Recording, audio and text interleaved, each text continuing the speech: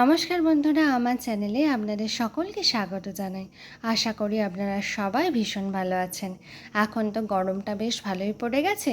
এই সময় মাঝে মাঝে রাত্রে ভাত খেতে কিন্তু বেশ ভালোই লাগে।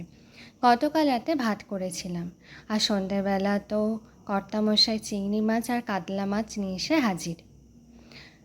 উনি বললেন মাছ ভাজা কিছু খেয়ে যাবে, তার জন্য চিংড়ি মাছ আর এক পিস কাতলা মাছ ভেজে দিচ্ছি। আর মাছ ভাজার উপর লেবুর রস ছড়িয়ে খেতে তো বেশ ভালোই লাগে। তো ভাবলাম ভাতের সাথে তো তরকারি করব, কি তরকারি করব। পটল চিংড়ি দুপুরবেলা হয়েছিল, তো এই সময় তো চিচিঙেটাও নতুন উঠছে, চিচিঙেটা খেতেও বেশ ভালোই লাগে। তো ভাবলাম চিচিঙের তরকারিটা করে ফেলি। চিচিঙেটা এমনি পেঁয়াজ দিয়ে করে নিয়েছিলাম, যেহেতু চিংড়ি মাছে আলাদা একটা পদ করব।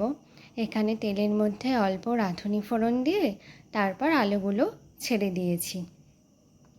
আলুগুলো অল্প ভেজে নিয়ে তারপরে চিচিঙ্গাগুলো দিয়ে একটু বেশ কষিয়ে বসিয়ে রান্নাটা করব। কেননা আমি তো অল্প তেল দিয়ে রান্না করি, একটু বেশ কিছুক্ষণ ধরে কষিয়ে না রান্নাটা করলে তার মধ্যে স্বাদটা ভালো আসবে না। এই সময় দেখবেন কচি কচি নতুন পটল উঠছে, তো সেই পটল ভাজা তেলে দিয়ে যে গন্ধটা, সেই গন্ধটা কিন্তু খুব ভালো লাগে। আর একটা গন্ধ, যেটা নিম পাতা ভাজার গন্ধটা, কী যে অপূর্ব লাগে, যেন মনে হয় সামনে গিয়ে গন্ধটা সব সময় নেই। ওদিকে তরকারিটা হচ্ছে, এর মধ্যে আমি মাছটা বেছে নিয়ে মাছটা ভেজে নেব। আজকে ভাবছি মাছটাকে দই কাতলা করব। দুপুরবেলা আদা রসুন দিয়ে রুই মাছের ঝাল হয়েছিল, তাই ভাবছি রাত্রেবেলা দই দিয়ে এটাকে বানাবো। মাছটাকে বেশ ভালো রকমভাবে উল্টে পাল্টে ভেজে নেব।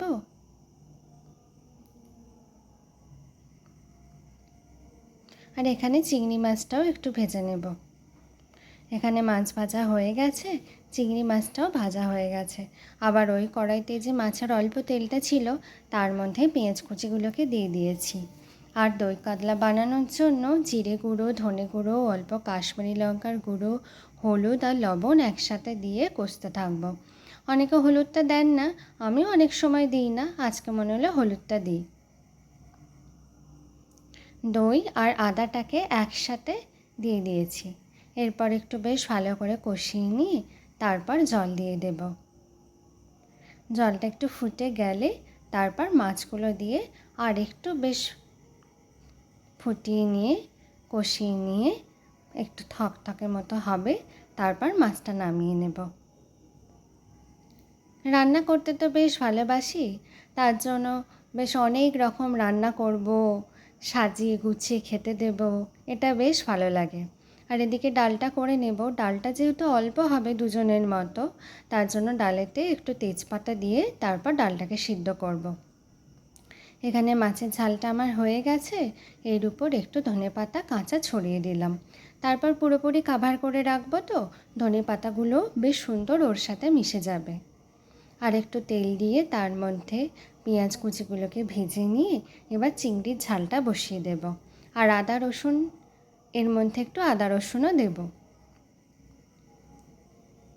যাতে ওই কাতলা মাছের দই কাতলাটা আর চিংড়িটা যাতে একটু আলাদা খেতে লাগে, তার জন্য একটু আলাদা রকমভাবেই করব। আর চিংড়িটা একটু মিষ্টি মিষ্টি করব। চিংড়ি মাছের ঝাল হোক বা মালাইকারি হোক, চিংড়ির পদ যখনই হোক না কেন, তাতে যদি একটুখানি চিনি বা মিষ্টি একটু দিয়ে দেওয়া হয়, তার স্বাদটা কিন্তু অপূর্ব হয়। এদিকে মাছটা হতে থাক, ওদিকে আমি ডালটা বসিয়ে দিই। প্রায় হয়েই এসেছে, আর একটু অল্প সামান্য জল রয়েছে। আর এখানে আমি তেলের মধ্যে শুকনো লঙ্কা ফোড়ন দিয়েছি, আর দেবো একটু রসুন কুচি ফোড়ন।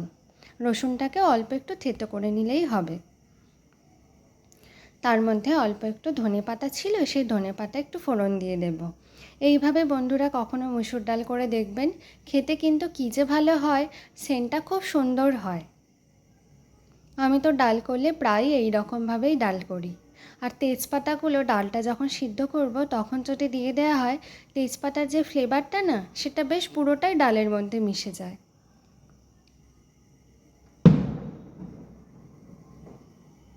ডালটা অল্পই হবে, কারণ দুজনের মতো তো, তাই বেশি করব না।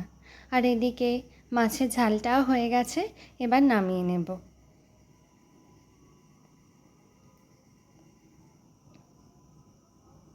ডালটাও প্রায় হয়ে গেছে, এদিকে তরকারিও হয়ে গেছে।